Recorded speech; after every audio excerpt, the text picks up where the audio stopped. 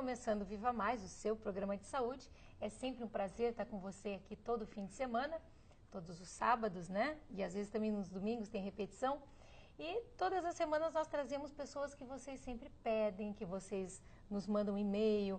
E hoje nós vamos trazer um dos maiores médicos do Brasil, mais famosos. O assunto está batendo em tudo, todo mundo está falando bastante, sendo fantástico, saiu na Veja. É um assunto super diferente, novo, na verdade, para a medicina, né? Acredito que aqui é meio moderno, né, doutor Laí? É. Então, ele está conosco, já que ele estoura, né? Toda vez que a gente traz o doutor Laí Ribeiro, estoura a nossa caixa de e-mails, porque todo mundo adora quando ele vem. E você já sabe, né? Entre no nosso site, www.programavivamais.com.br, interaja conosco. Mande perguntas, sugestões, claro que o doutor Laí vai estar sempre aqui conosco, mande as perguntas que a gente faz de novo. Então, só para lembrar, né, o Dr. Laí Ribeiro, ele é médico cardiologista e nutrólogo, autor de 35 livros, 15 foram best-sellers, 25 dos quais foram traduzidos para outros idiomas e estão disponíveis em mais de 40 países na área de autoconhecimento e mais de 100 trabalhos científicos publicados em revistas médicas americanas indexadas. O Dr. Laí Ribeiro teve a oportunidade de viver 17 anos nos Estados Unidos e trabalhar em 3 universidades americanas, na Harvard Medical School, Baylor College of Medicine e Thomas Jefferson University. Além disso, foi diretor médico da Merck Sharp e Dohme e diretor executivo, chegando a vice-presidente da Ciba Corporation, que é a atual Novartis. Ele hoje trabalha em vários países da América do Sul, Central, do Norte e na Europa, ministrando conferências e workshops sobre desenvolvimento pessoal e profissional, ministrando também cursos para médicos na área de anti-envelhecimento e modulação hormonal bioidêntica. Hoje, com um currículo desse, não preciso nem dizer para vocês que o programa hoje vai estar maravilhoso, né, Miguel? Bom, eu sou talvez o mais suspeito daqui. Eu também sou suspeito, porque eu já emagreci 6 quilos com o tratamento que vocês estão me dando. Eu estou adorando. Quem está assistindo, Ana, o programa e vai ver no intervalo que tem a publicidade das nossas clínicas, eu perdi 18 quilos.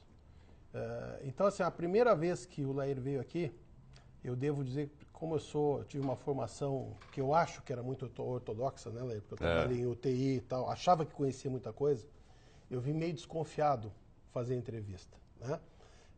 Porque era um assunto novo e tal. Bom, depois da entrevista, a primeira entrevista com o Laí, eu fui ver uma palestra dele no dia seguinte. Depois da palestra dele no dia seguinte, eu fui fazer o curso de pós-graduação. Então, na verdade, nós temos contato... O mais brilhante aluno que eu tenho. O professor não ia falar outra coisa.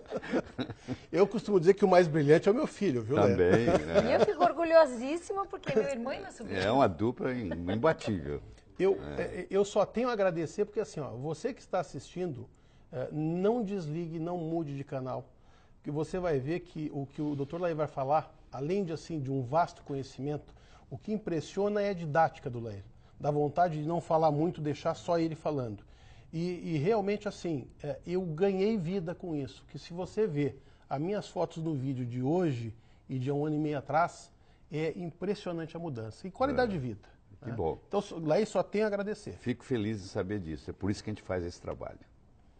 Vamos começar com o assunto? E assim, eu vou procurar não te interromper muito. Não, que isso. O Laí tem uma didática fantástica, eu só vou atrapalhar seu... De jeito nenhum. Eu só vou levantar a bola, tá, Vai Laí? me perguntando que se eu souber eu vou responder. O se eu souber é o seguinte, eu uma ou duas vezes vi o Laí até hoje, porque o Laí ele tem isso também. Se ele não souber, ele diz assim, olha, isso eu não sei, ou isso eu não estou bem a par, eu vou estudar e te trago. Passa um mês, ele chega e diz assim, aquilo que tu me perguntou assim, está em tal lugar, assim, funciona assim, assado, porque assim, não tem chutômetro. Que é o que dá segurança pra gente. Isso é tão importante, né? Isso é uma bom. das coisas mais importantes. A pior coisa é quando a gente quer saber alguma coisa e alguém chuta, né? Aí mais atrapalha do que ajuda. Né? O conhecimento errado prejudica mais do que se você não tivesse ele, né? E é isso que acontece, né, Laí? É. Modulação hormonal. Pois Por que se fala modulação hormonal, Laí? Porque na realidade não é reposição, que é uma coisa antiga, obsoleta. Reposição era assim, faltava um hormônio, aliás, eles nem sabiam se faltava, porque não media nada na época, e também não valia a pena medir, porque o que dá não muda o que está lá, entendeu? Então uma mulher, por exemplo, está na menopausa, está com estrogênio baixo, Não adianta medir que ela está abaixo, no caso da reposição, porque o que ia repor não ia mudar o estrogênio dela. Então, a reposição, você só olhava um hormônio e dava. A modulação, você primeiro equilibra como se fosse uma orquestra. Não adianta consertar só aquele violino que está desafinado. Você tem que trabalhar em grupo. É a tireoide trabalhando com pâncreas, trabalhando com adrenal, trabalhando com ovário, né? E assim por diante. É um equilíbrio, são os vários hormônios. E não é oral, você não faz isso pela boca, porque os hormônios esteroidais, eles não devem ser administrados pela boca, porque quando eles passam no fígado, eles mudam a característica e vai cair no sangue metabólitos, às vezes indesejáveis. Então, fazer transdérmico faz uma diferença enorme. Então, essa combinação de usar vários hormônios, de fazer via transdérmica, de medi-los antes e depois e ver como que o ajuste é feito, isso recebeu o nome de modulação em vez de reposição. E uma coisa interessante, né, é o que a gente sempre te escuta falar e que muita gente acha que não existe, que é o bioidêntico. Sim. Né? Aliás, o bioidêntico surgiu antes do não bioidêntico. Porque... Como leiga, posso te perguntar o que é o bioidêntico? Pode, sim. Bioidêntico é o seguinte, é algo que é exatamente igual àquilo que você tem no corpo. Então, se eu tenho uma progesterona que é igualzinha que o seu ovário fabrica, essa progesterona é chamada bioidêntica. Ela foi criada, foi descoberta em 1940. Para você fazer o não bioidêntico, que é o que você encontra comum aí, você tem que ter o bioidêntico, porque existe uma lei mundial que diz assim, não se pode patentear nada que a natureza fabrique. Então, para uma empresa lançar um similar, ele tem que provar, a empresa tem que provar que esse não é bioidêntico. Então, os bioidênticos surgiram primeiro, para depois surgir os não bioidênticos. Então, o bioidêntico faz toda a diferença, porque quando uma mulher está na menopausa e ela recebe um remédio que é urina de cavalo, de égua prem, eles põem a égua grávida, 1000 éguas numa baia, dão um remédio para elas urinarem o dia inteiro, só urinam, mais nada, ficam 24 horas urinando, e eles recolhem aquela urina e faz uma pílula que você compra ali na farmácia, que você usa, é que eu chamo de urinoterapia. Tem 11 metabólitos, quando você toma aquela pílula, que não pertence ao corpo humano, que pertence a cavalo. Então aquilo entra no receptor do hormônio e fica lá agarrado. Trata a sintomatologia da mulher, mas ela engorda, ela envelhece mais rápido, ela perde a libido, ela vem a ter secura vaginal, etc, etc, etc, etc. O bioidêntico já está exatamente o contrário. Você mede, vê que está deficiente, e hoje se faz principalmente na saliva, é o melhor jeito, e você então substitui aquilo numa dosagem apropriada para atingir um nível salivar, que é o nível do tecido, e é como se fosse um ato de mágica, porque a melhora é absurda.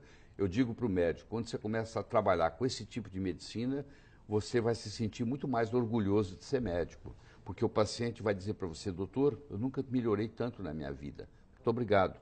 E você recebe agradecimentos e a sua clientela aumenta, porque não existe nada melhor do que o boca a boca, não é verdade? Porque quando você faz uma coisa bem feita para um paciente e ele melhora, esse paciente vai e conta para o outro. Quando o outro chega, a melhor propaganda. E você já percebeu, você trabalha na área de saúde, quando você recebe um paciente que foi recomendado por outro, ele já chega de peito aberto, confiando 100% em você, profissional.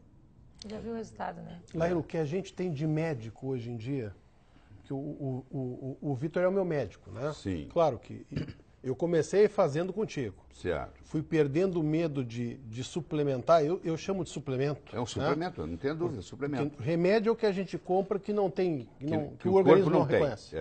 O que o corpo tem é um suplemento. Mas o que a gente tem de colegas médicos hoje em dia fazendo esse tipo de suplementação com a gente é uma coisa incrível. E isso foi vamos dizer assim, agregou valor ao nosso resultado cirúrgico.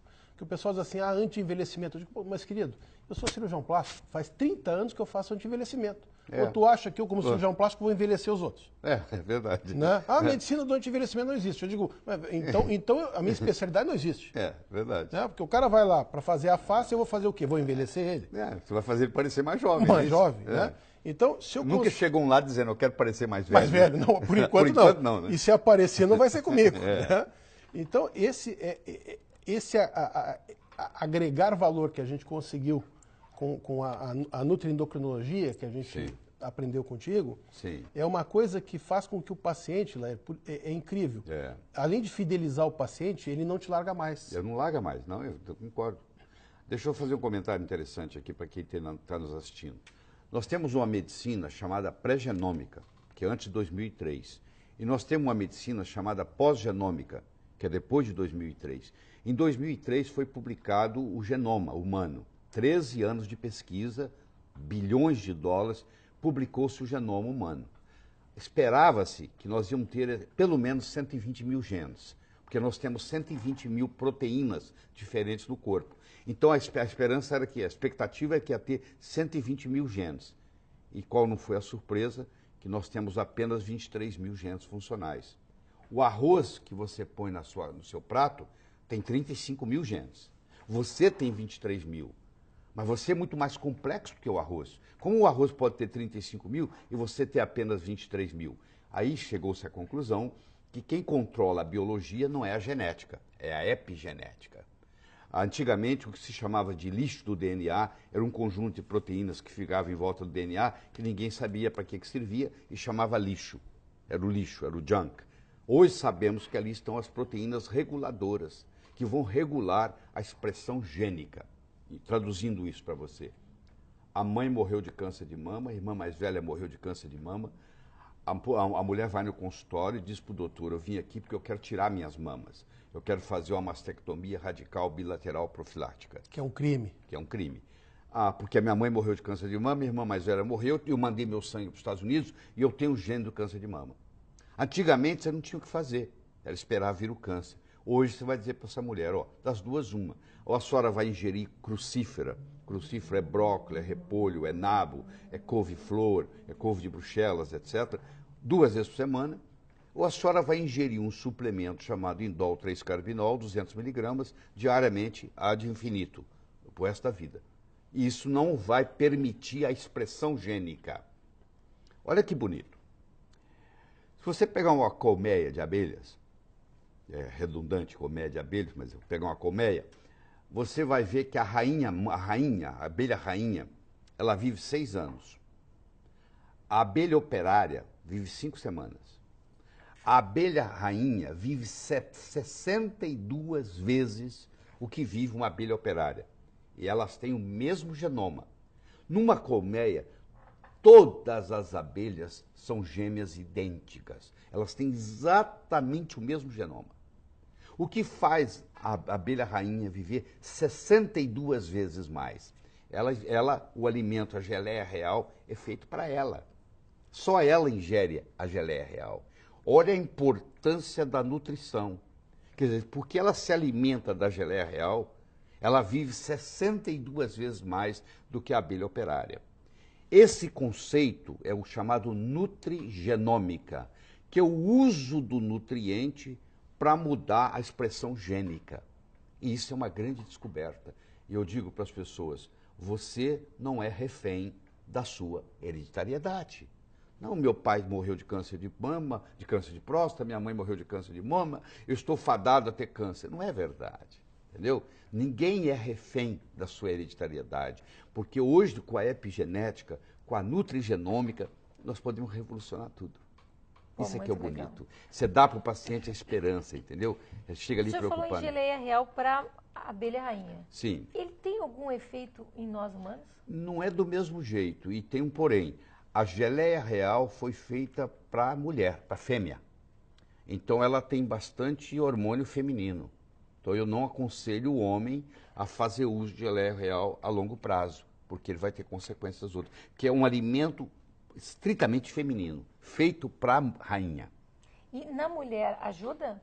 Contribui sim, ajuda sim, ajuda. Não é uma coisa grandiosa, mas ajuda. Tem muita coisa que a natureza faz que ajuda. Isso chama xenormese, esse conceito, que foi descoberto pelo um professor de Harvard recentemente, que vai provavelmente ganhar também o Prêmio Nobel de Medicina. Ele mostrou o seguinte, que, por exemplo, se você deixar uma uva sem dar agrotóxicos para ela, que ela se vire, problema dela. Ela vai nascer uma uvinha murchinha e vai lutar contra as pragas e os fungos, mas nessa luta ela vai desenvolver um fator que chama fator X, que nós chamamos hoje de resveratrol, e que agora o homem, o ser humano, ingere aquele resveratrol e aquilo vai e estimula o gene da longevidade, que chama sirtuína. Então, hoje nós estamos usando resveratrol para prolongar a vida humana. Existem muitos centros nos Estados Unidos, estudos de muitos milhões de dólares, estudando o efeito do resveratrol na longevidade e na prevenção de câncer. Quer dizer, uma coisa que vem da planta, que a planta usa para se proteger, que agora você pode usar. Esse fenômeno chama-se xenormese, porque a palavra xeno, do grego, quer dizer estrangeiro. Veio da planta para o ser humano. Isso é uma das coisas, Ana, que eu estou suplementando há 1 ano e meio e que tu também está suplementando. Eu também já estou há 1 ano e meio desde que o senhor falou e eles me recomendaram. Entre eu tomo outras, o resveratrol. Do lado da minha cama, do lado da minha cama deve ter uns 30 vidrinhos Mas assim, vai muito maravilhosos, bem, que só tem me feito bem. É isso mesmo. E aí, como na faculdade de medicina, nós médicos não somos treinados em nutrição, o colega médico que está nos assistindo lá de Convir, que você teve 6 horas de aula de nutrição, o resto foram as formas pediátricas, que a não ser que você seja pediatra, não teve aplicabilidade na sua clínica. Então, o médico não sabe nada de nutrição. Eu sempre me interessei por nutrição e sou nutrólogo, sou oficialmente nutrólogo. Nós somos 1.041 nutrólogos no Brasil. Então, quando você vai estudar nutrologia na profundidade, você volta a 400 anos antes de Cristo, quando Hipócrates, o pai da medicina moderna, dizia que o seu alimento seja o seu remédio e que seu remédio seja o seu alimento. Isso a partir do genoma, isso agora tomou conta. Cada vez mais os médicos vão ter que entender mais de nutrologia, cada vez mais. Bom, nós vamos fazer uma pausa. Eu ia dizer que eu nem preciso dizer para as pessoas não saírem daí, porque eu tenho certeza que ninguém vai desligar. Mas eu vou pedir para que dê uma olhada, porque assim, provavelmente vai aparecer o comercial da minha clínica. Então dá uma olhada no que é a gravação hoje e do que é a gravação de 1 ano e pouco atrás. Eu estava 18 quilos mais gordo. Quer dizer, eu perdi peso sem perder saúde. Pelo contrário, ganhei saúde. É verdade. A gente já volta com o Laír, não saia daí.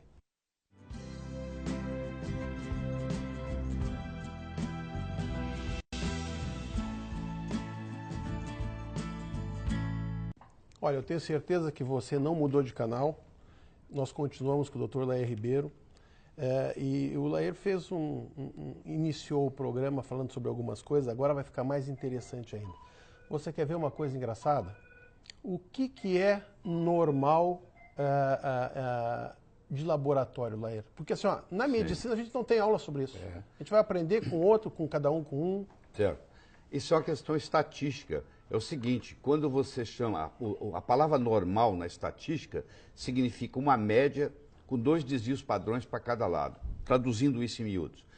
Quando você faz o normal em estatística, sobra 2,5% para um lado e 2,5% para o outro. Ou seja, quando você faz um exame de sangue e vem que é normal, o laboratório tem um banco de dados onde ele compara com aquele banco de dados. Ali tem gente doente, ali tem gente sã, ali tem gente jovem, ali tem gente idosa, ali tem de tudo. Então, quando você fala que o meu sangue está normal, não necessariamente do ponto de vista médico ele está ótimo.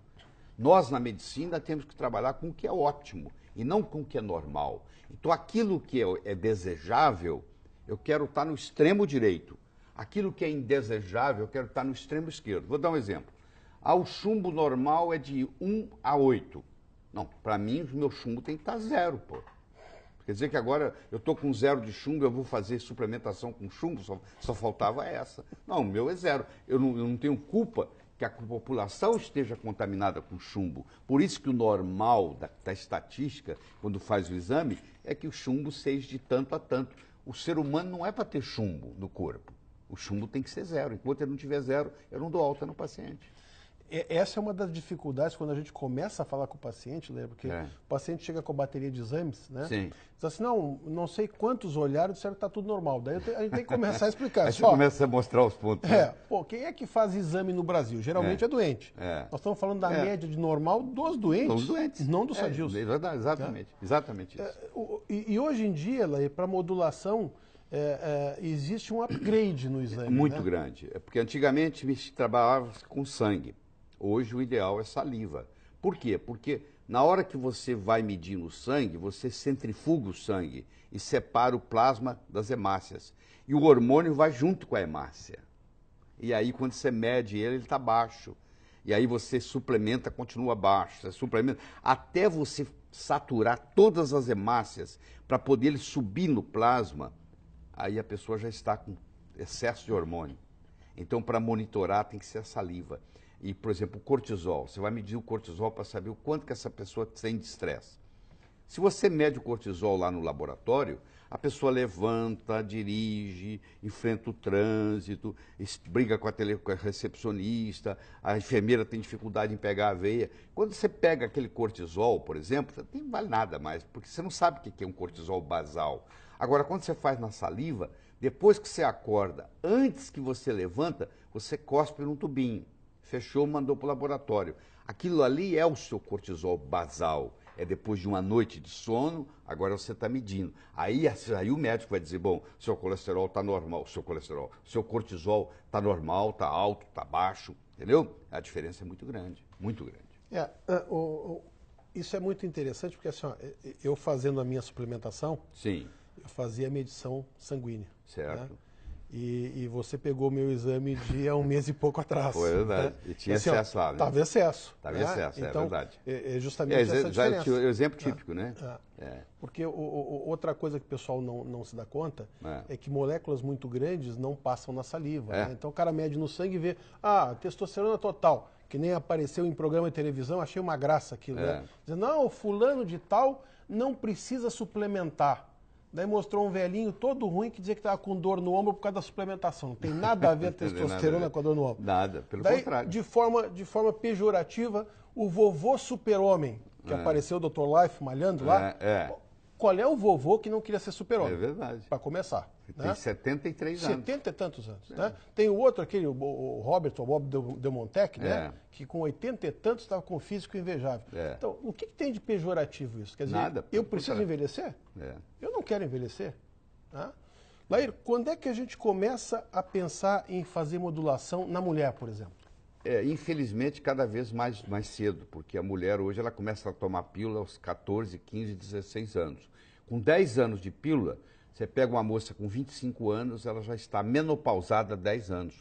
Porque uma mulher que está tomando pílula, ela está bioquimicamente menopausada. Os hormônios dela estão todos baixos, principalmente a progesterona. Então, você está vendo que uma pessoa hoje, uma mulher de 25 anos, uma jovem, quer engravidar, ela tem que fazer tratamento de fertilidade para engravidar. Por quê? Ela atrofiou o ovário dela durante 10 anos. E o hormônio mais importante para engravidar é a progesterona, que a própria palavra já diz do latim, progestare, a favor da gestação. Quando a mulher não tem quantidade suficiente de progesterona, ela não mantém a gravidez, ela primeiro ela não ovula, segundo ela não engravida, e terceiro, se engravidar, ela perde o bebê, principalmente no primeiro trimestre, porque precisa de progesterona para segurar o bebê no útero. Então, essas mulheres que estão fazendo inseminação artificial, muitas delas não precisariam, é desnecessário, se elas tivessem feito o tratamento com a progesterona bioidêntica. E aí, os colegas que fazem meu pós-graduação comigo e começam a usar a progesterona no consultório, eles começam a me levar notícias de mulheres que engravidaram, que vinham trabalhando com problema de fertilidade, e de repente, com 3, 4 meses na progesterona bioidêntica, engravidam. O gozado, né, Léo, que a gente sempre fala é o seguinte, quando você fala em fazer modulação, o pessoal diz, cuidado que o hormônio dá câncer. Quer dizer que usar o 17-beta-estradiol, que é o hormônio que ela tem, é problema. Usar a progesterona que ela tem é problema. Agora dar o etinil, que não é dela, o acetato de medroxiprogesterona, que não é dela. É altamente cancerígeno, isso está liberado. Você vê menina de 14 anos fazendo uso de pílula.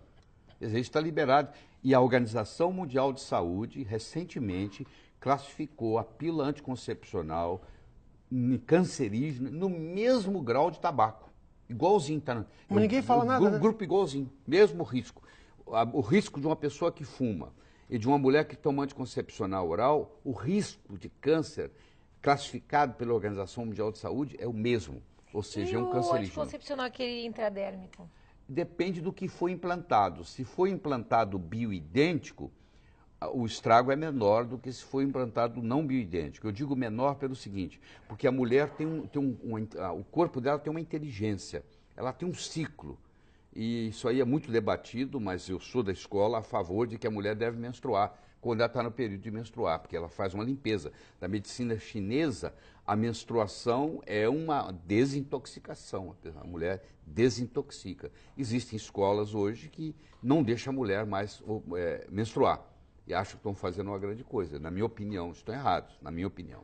Até porque a natureza faz com que aquilo saia, né? A mulher tem, aquilo ali é uma inteligência. Claro, existem casos onde a mulher tem uma tensão pré-menstrual tão grande que ela não está brigando com o marido e está perturbando os filhos, que talvez naquele caso, por um período de tempo, o médico pode escolher e dizer, nós vamos deixar você 4 meses sem menstruar, para você acertar a sua situação em casa. E aí isso aí até é aplicado. Mas fazer uma moça de 20 e poucos anos não menstruar mais é complicado. Eu noto uma dificuldade, viu, Lair? Inclusive assim, dos colegas, de entender a progesterona. Pois é, porque pelo seguinte, o erro está nós temos um livro de fisiologia chamado Guyton, e nós temos um livro de farmacologia chamado Goodman-Gilman. Esse erro foi institucionalizado na área médica, porque o Guyton e o Goodman-Gilman tiveram esse erro por 30 anos lá, porque eles misturaram, eles puseram o progestágeno e a progesterona dentro da mesma classificação. Então, era considerado sinônimo. Progestágeno parece que é um parecido, mas não é progesterona. Como dizia o Tim Maia, né? Uma coisa é uma coisa, outra coisa é outra coisa. Então, o médico, quando ele fala de progesterona, na maioria das vezes, eu digo 99%, ele está falando de progestágeno. Então, é muito comum um colega chegar num dos meus cursos e dizer, Lair, a minha experiência com progesterona não é boa. E eu digo para ele, eu sinto dizê-lo, mas você nunca trabalhou com progesterona na vida. Você trabalha com a progestina, o progestágeno, e você pensa que é progesterona. Quando você começar a usar a progesterona, você vai levar um susto. O progestágeno engorda, a progesterona emagrece. O progestágeno causa câncer, a progesterona é anticâncer. O progestágeno retém líquido, a progesterona é diurética. O progestágeno causa depressão, a progesterona é antidepressiva. Quer dizer, assim vai. Entendeu? É tudo ao contrário. Tudo ao contrário. Para mim, que sou leiga, dá para a gente entender onde está o progestágeno e a progesterona? É o seguinte, como a indústria farmacêutica não quer colocar no mercado a progesterona porque não pode ter patente, porque é feito pelo ovário, eles criam um parecido. O progestágeno é o similar. Só que ele é parecido, mas ele não tem a mesma função. Quando ele chega no receptor da progesterona, ele até que encaixa, mas ele encaixa mal. É como se você pegasse e fosse abrir a sua casa com a chave que não é da sua casa. Mas dá para quebrar o galho, sabe? Você empurra, aperta assim, aí de repente abre. Mas aí estraga a chave, estraga a fechadura. É mais ou menos isso que acontece. Você usa uma chave que não é para aquela fechadura. Você acaba estragando a fechadura.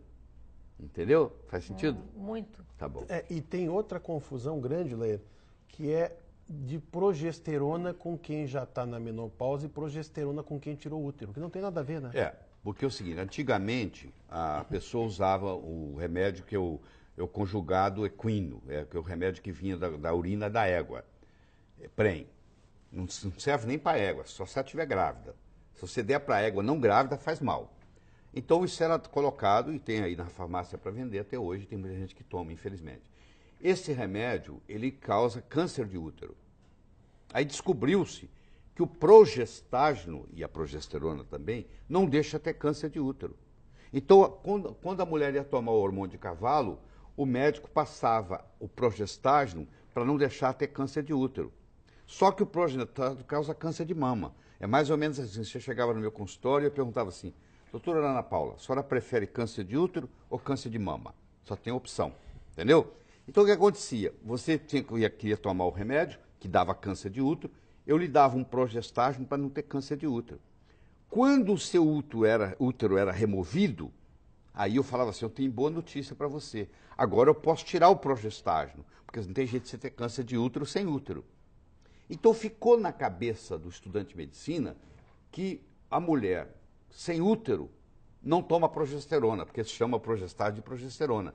Então, quando um médico encontra um colega receitando progesterona para uma mulher sem útero, ele fala, isso é um crime. Como é que você pode dar se ela não tem útero? Uma coisa não tem nada a ver com a outra. Ela tem receptor para progesterona no cérebro, tem no coração, tem no fígado, tem em todos os lugares do corpo da mulher. Então, Não é só no útero, não é Não, só. e eu posso até testemunhar aqui de que há 1 ano e meio depois que eu comecei a usar progesterona bioidêntica, Sim. minha vida mudou, é muito melhor. Que bom, mas é isso A gente mesmo. emagrece, fica Eu- mais, Não, fica mais ativa. Mais ativa, né? Dorme melhor. Dorme melhor, não tem depressão. Isso, exatamente. A vida muda. Muda eu, mesmo. eu uso progesterona É. e posso te garantir que assim, ó, é fantástico. O objetivo do homem é diferente, né, Laís? É para impedir aromatase, Isso, assim, exato. alfa-redutase e tal. Mas o que faz dormir é uma delícia. É uma maravilha. E é A mulher, anticancerígeno, geralmente, né? a paciente fala assim, doutor, eu nunca dormi tão bem na minha vida. Muito obrigado. Por isso que a gente recomenda passar na hora de deitar, porque o único efeito colateral seria uma pequena sonolência. E na hora de dormir é ótimo. Dos Não, dias mas você se eu acorda. esqueci de usar à noite, não tem problema Não. eu colocar de manhã? Não tem problema. Tá, eu, não eu tem às vezes problema. ficava preocupada. Não tem problema. De jeito nenhum. Outra coisa interessante, Laís, é assim, ó, a gente nota que as mulheres que têm esse desequilíbrio hormonal, É. e muito disso, por exemplo, eu atendo muitas mulheres hoje em dia, eu sou cirurgião plástico, então chega a mulherada se queixando do que, inclusive da família, né? É. A minha menstruação está excessiva, Pois eu estou menstruação engordando. excessiva é falta de progesterona. E muitas vezes associada, como tu falou, à tireoide, né? É, tireoide também. Também. Estou engordando, É, né? tá certo. Subo a escada, fico ruborizada. É, isso mesmo. E que muitas É vezes o pessoal outro só trata problema, uma porque coisa. a tireoide também é uma glândula muito mal entendida na medicina. O nutriente mais mal entendido que tem na medicina chama-se iodo. É uma coisa absurda, porque a gente não aprendeu nada na faculdade e é uma coisa impressionante, porque você ingere metade do iodo que a sua mãe ingeria na sua idade. Nos últimos 30 anos, a concentração de iodo caiu 50% dos nutrientes. Está faltando iodo no corpo das pessoas, entendeu? E a pessoa tem erradamente o conceito de que iodo destrói a tireoide. Iodo radioativo destrói a tireoide. Aliás, é um absurdo você tratar muitas vezes um nódulo da tireoide com iodo radioativo. Porque o iodo radioativo ele destrói a tireoide e destrói os ovários. Porque os ovários também são ricos em iodo. Quando eu aplico numa jovem iodo radioativo, eu estou acabando com a tireoide dela e estou também destruindo os ovários dela. Essa pessoa vai ter menopausa muito mais cedo, ou às vezes já vai menopausar depois do tratamento, vai ter dificuldade em engravidar, porque não vai ter óvulo mais. Você viu as consequências? Porque a pessoa pensa assim, iodo é só na tireoide. A tireoide, a pele, a mama, o ovário, a próstata, o estômago, o esôfago, todos dependem muito de iodo. Entendeu? Esse casamento, né, Lair, que a gente começou e que tu disse por que de modulação, Sim. isso é muito importante, né? Eu canso de pegar mulheres, Lair, Sim. que assim, que chegam lá com essas queixas realmente. Sabe que até fazer, até esse contato que a gente teve, até eu começar a estudar isso aí e aprender com você, Sim. me chegavam aquelas gordinhas para fazer lipoaspiração, Sim. tá? E diziam assim, doutor, eu não como nada, doutor. Eu Você engordo. achava que elas eram mentirosas? Eu achava. Eu baixava a cabeça, assim, continuava escrevendo e dizia assim, e pensava, né? Ô, gordinha mentirosa. Mas, assim, a diferença que a gente nota quando você começa a suplementar, quer dizer, que você equilibra não só os hormônios dela, mas que equilibra a tireoide dela, Não tenha dúvida. muitas vezes não precisa nem fazer mais nada. Muitas vezes. A mulher que tem hipotiroidismo subclínico, que o médico não consegue fazer o diagnóstico, porque, entre aspas, os exames tiroidianos no sangue estão normais, que não quer dizer nada, que eu posso ter todos os outros exames normais e a pessoa ter hipotiroidismo, ela vai de médico para médico para médico e fala, eu não como nada, doutor, eu engordo. E o médico fala, não, você está mentindo. A mulher que tem hipotiroidismo, só dela cheirar a comida, ela engorda. Só de cheirar a comida. Eu sei disso. Eu tenho. Entendeu? E eu era uma que era muito julgada na família, que achavam que eu não gostava de comer. Eu gosto de escutar o verbo conjugado no passado, não é? Eu era. Você vê que bonito? Quando a pessoa superou, ela começa a conjugar o verbo no passado. Eu era, eu fui, era assim, entendeu? Como é? Coisa boa, né? Mas eu acho que esse é o segredo e a parte inteligente, né, Laíra? A gente, porque em casa também, como eu era muito contra muitas coisas que hoje em dia eu mudei completamente, claro, fui estudar, né? Porque a gente, como médico, muitas vezes é contra sem saber o porquê. Eu escutei falar. Eu digo, médico não pode dizer escutei falar. É ciência. Onde é que está escrito? Isso que o Lair faz, sabe, Ana? Ó, tem trabalho aqui, publicado lá, tá. E onde é que está o outro que diz que faz mal? Ah, eu escutei falar. Escutou falar? Escutei falar não, né? Escutei falar é péssimo. Olha, nós vamos interromper mais uma vez, infelizmente, mas você não saia daí, que nós vamos falar um pouquinho sobre modulação hormonal masculina, que eu acho que é uma coisa importante também. Já...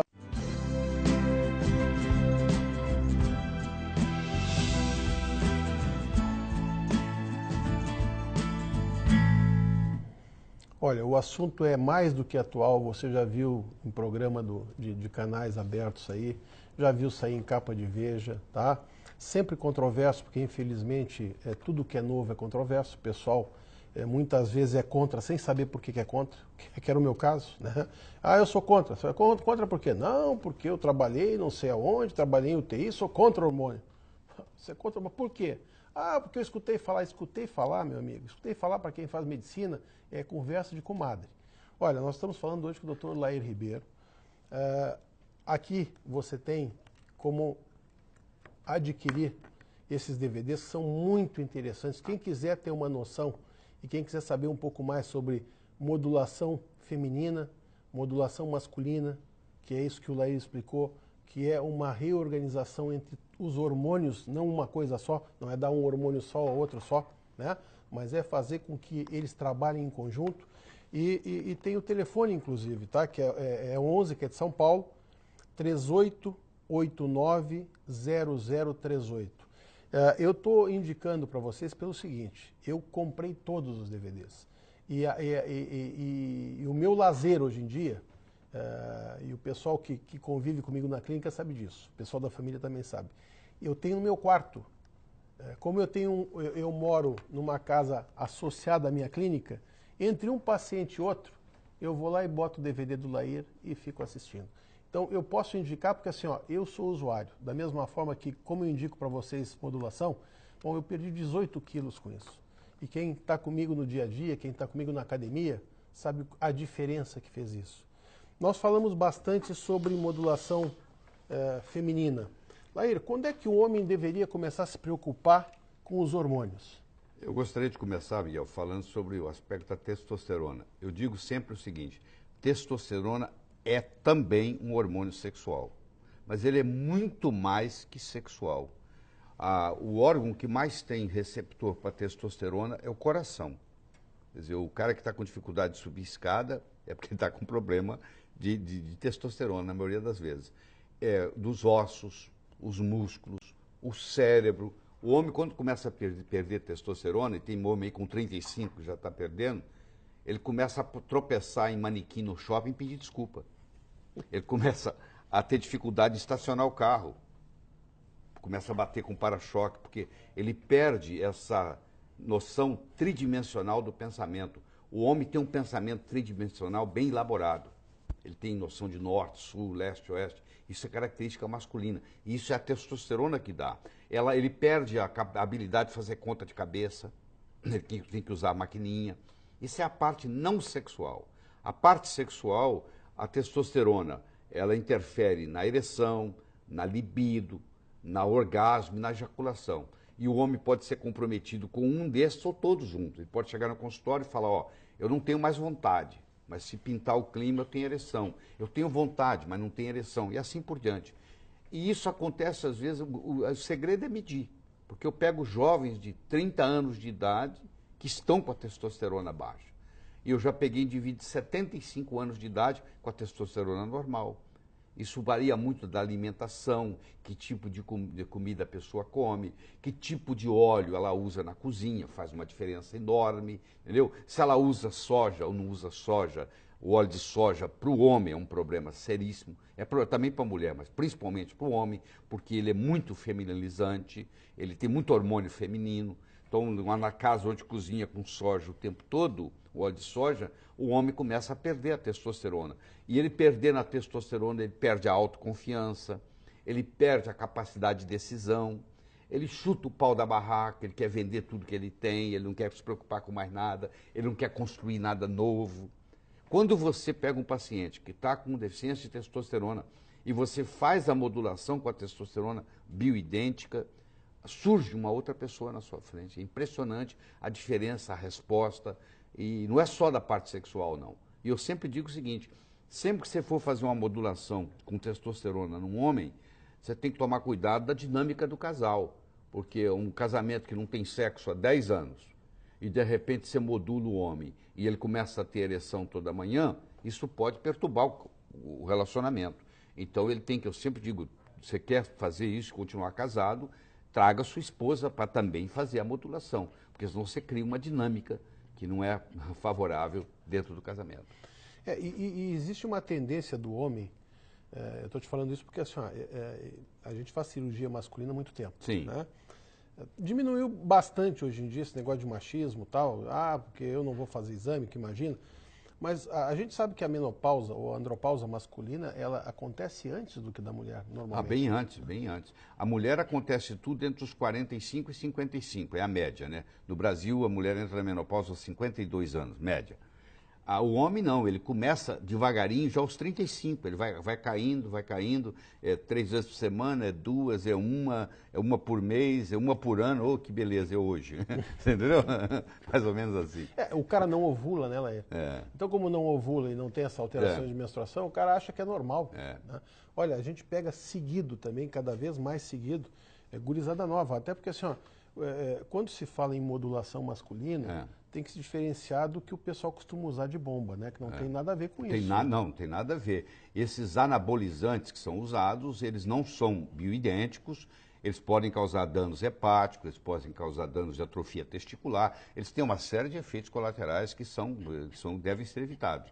Então, quando nós falamos de testosterona, um médico que não está treinado, porque é isso, gente, você tem que procurar, você que está nos assistindo, você tem que procurar alguém que entenda do processo, que estudou isso, porque isso é uma especialidade, você saber trabalhar com os hormônios, não é qualquer médico não, porque a pessoa que não tem experiência não vai poder te ajudar em nada, tem que ser alguém que esteja, que geralmente o médico que está trabalhando nisso, ele ou ela também faz, porque é a única especialidade médica que eu conheço que todos os especialistas também são pacientes.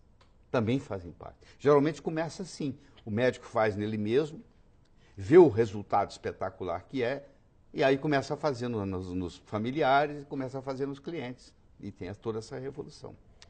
A gente tem a felicidade, viu, Ana, que algumas vezes, como a gente foi fazer curso com o Lair e tal, né? E na verdade eu sou... Você inclusive foi para os Estados Unidos, fez congresso. Isso. Você e o Vitor. Mas eu tenho a felicidade de que alguns pacientes tu indicou para o Vitor, né? Certo? Que o paciente liga para o Lair, quer dizer, caminho. isso hoje em dia para nós eu vou botar no currículo, né? Caminho O Vitor vai botar no currículo. Porque mas vocês sabem fazer, então, não é brincadeira, vocês são alunos extremamente dedicados. Hoje, você é mais do que aluno, eu acho que o know-how que vocês adquiriram em 1 ano e 2 meses que vocês estão fazendo curso comigo, já é outra, você não precisa de mim mais. Foi uma outra faculdade. Eu treino as pessoas assim, os médicos, para eles ficarem independentes. Não tem guru, não tem nada disso. Você sai de lá sabendo o que eu sei ou até mais. Se for...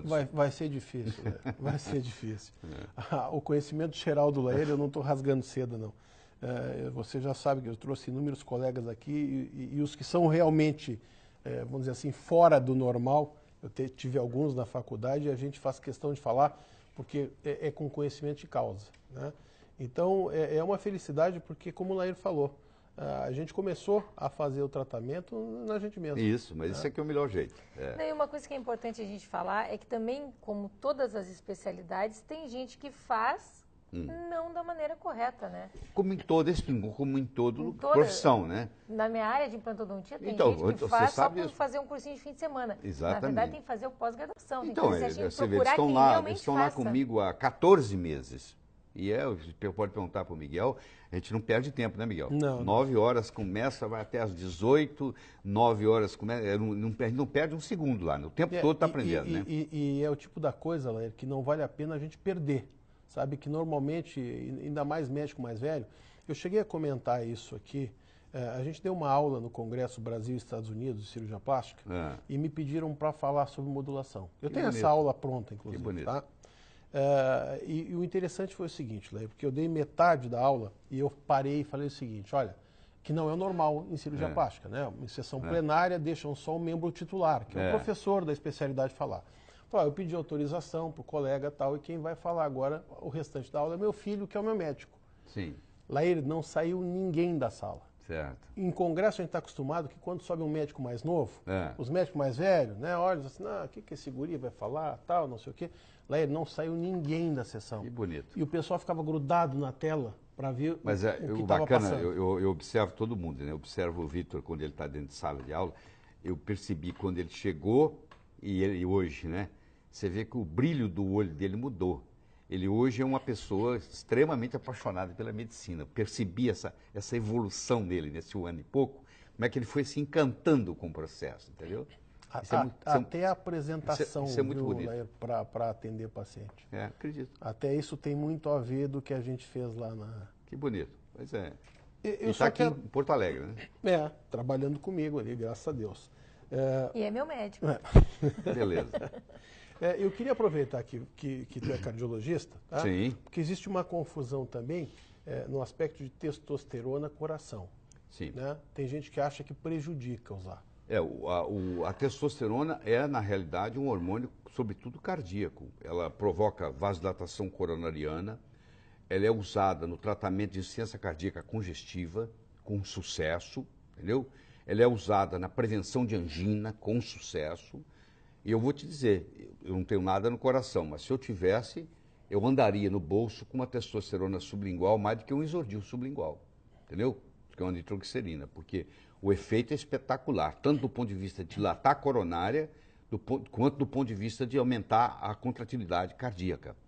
A nossa cardiologia está muito complicada, porque a gente tem muito remédio que é veneno na cardiologia. E está prejudicando.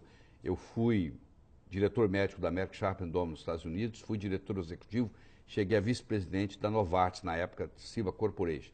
Então eu trabalhei 8 anos e meio na indústria farmacêutica. E eu estava, quando foi lançado a estatina no mundo, quem lançou a estatina foi... Como gostam de usar isso, né?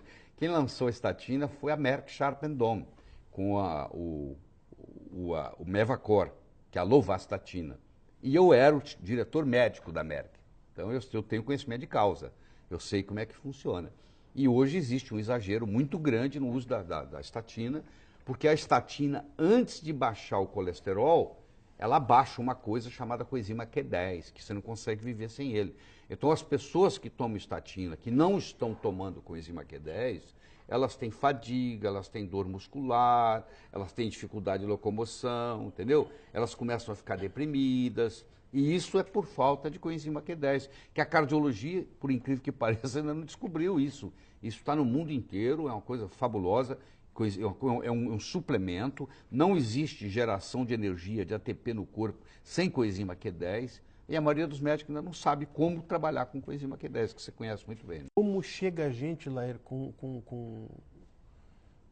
suplemento, quer dizer, suplemento com medicação, sendo Sim. medicado com estatinas, né? É impressionante. E dor articular, perda de massa muscular, isso, depressão. Tudo isso. Gente que ia para cirurgia olha, não tem nada a ver Eu com a tenho minha casos de colegas médicos que desenvolveram rabdomiólise, que o músculo vai desintegrando, a pessoa não levantava mais, não levantava mais. Você tira o medicamento, introduz proteínas, etc., e a pessoa volta à vida. E coenzima Q10, que é o principal. E o engraçado, né, é assim... assim como testosterona e os outros hormônios, a gente escuta o paciente chegar na clínica e dizer assim, não, olha aqui, ó, o hormônio, ou eu fui consultar, o cara bateu nas minhas costas, eu disse, não, bem-vindo aos 50. Ele falou, pô, quase quis bater no cara, que história de bem-vindo aos 50? Quer dizer que eu tenho que estar... Não, sabe o que eu falo? Eu falo depressivo? assim, ó, olha só, você vai no oftalmologista, você tem 80 anos, você vai no oftalmologista, você fala, doutor, não estou enxergando bem. Aí o oftalmologista não bate no seu ombro e diz, olha, isso é velhice. Não, ele vai te dar um óculos, você vai sair de lá com a visão 20/20, igual a de um jovem. Tá. Você está com problema de pâncreas, você está com diabetes, você não chega com 80 anos e fala, estou com diabetes, você vai falar, vou te dar uma glicemia de 125. Não, vai te dar uma glicemia de 99. Ora, quando você está com o seu testículo velho e quando você está com o seu ovário velho, você também deveria receber a mesma atenção, né? Eu faço modulação com testosterona em mim mesmo, tem 15 anos, eu comecei aos 52, tem 15 anos, vou fazer 68. Tem 15 anos que eu faço modulação em mim mesmo. E eu notei em mim toda a diferença. Eu estou aqui hoje, amanhã eu estou dando aula aqui, Amanhã à noite, sabe onde é que eu estou? Em Belém. Eu vejo o Lair ficar 12, 14 horas de pé dando aula. Dando aula, sem problema nenhum. Impressionante. E eu sou testemunha disso, porque eu uso em mim também. Né? Então, nas cirurgias facilita. Nossa. Não tem, Lair, sabe como é que eu acordava antes? Eu deixava do lado da minha cama, eu deixava um Red Bull para quando me chamavam que tinha chegado o paciente, eu abria a geladeirinha, tomava o Red Bull, esperava começar a fazer efeito para levantar. Né? Entendeu? E já levantava meio, né? Porque tinha dormido mal de noite. Tinha dormido mal. Estava gordo, né? Mesmo fazendo exercício e tal, engordando normalmente, como todo mundo que vai envelhecendo. É o raio do normal. É o normal. Eu sempre digo o seguinte: envelhecer é normal? Ter câncer com envelhecimento também é normal. Não é saudável só, né? Não é saúde. Então, o que modifica esse tipo de medicina, que não é nova, Ana, isso aí tem mais de 30 anos, né? Que o pessoal está fazendo direitinho. É que quando o médico tem que se dar conta que tem que voltar para estudar... Os taoístas, há mais de 1000 anos atrás, convidavam as mulheres grávidas para urinar na praça, tinha um lugar onde elas urinavam. Eles pegavam aquela urina, deixavam aquilo evaporar, pegava aquilo e levava para os reis, para as rainhas. Só o pessoal da realeza tinha direito àqueles hormônios, entendeu? Porque o hormônio era o quê? Era o hormônio bioidêntico. Era exatamente o bioidêntico. E é aí que começou, há mais de 1000 anos atrás. Quer dizer, a coisa é antiga. Bom, deixa eu dizer uma coisa. Infelizmente, sou sempre eu que atrapalho aqui, termino o programa. Não, mas nós vamos fazer mais um programa ainda com o Dr. Lair depois. Eu quero agradecer o Dr. Lair por estar aqui hoje conosco e falar para você que fique tranquilo. No próximo sábado vai ser o Dr. Lair continuando esse assunto. É isso Porque aí. como esse assunto é maravilhoso, a gente até quer agradecer a tua disponibilidade de gravar 2 programas conosco. Tu é muito gentil sempre conosco. Obrigado. Então, eu vou acabar o programa, não fique chateado comigo. Vai estar no nosso site sempre, como nós já temos 2 programas do Dr. Lair no nosso site, né? Quando você tiver curiosidade, vai lá, acessa. Agradecer quem fica enviando para os amigos, para o exterior. A gente recebe inúmeros e-mails do exterior.